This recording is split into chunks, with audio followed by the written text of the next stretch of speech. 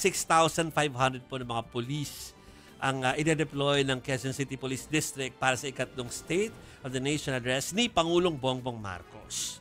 Magdadagdag din ang traffic enforcer sa daan para sa inaasahang pagbigat po ng trapiko. Inuudyok na ng Quezon City LGU ang mga balak magprotesta na mag-secure ng rally permit para masiguro ang kapayapaan sa kanilang gagawin. Okay. Ayun. So marami pa yan, ano?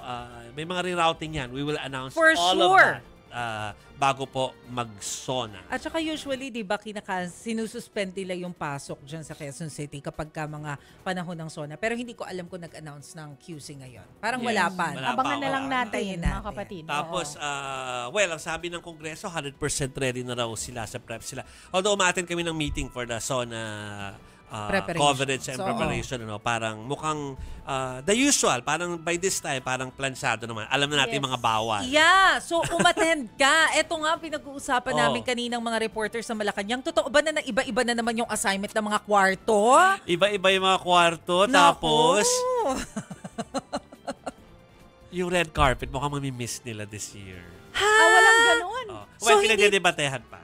Okay, so hindi pa final. Hindi pa final. Oh. Pero today, magiging Pero kasi, final siguro. ano yan dahil biglang karoon ng pagkakaiba-iba ng mga, ano pa tawag dito? Nagkaroon ng mga paiba-iba ng mga plano kasi nagkaroon ng mga threat dahil sa mga usap-usapan. Kasi kanina iniisip namin, paano na? Kasi usually, di ba magkakasama tayo doon sa South Wing para to cover yung mga arrivals ng mga government officials.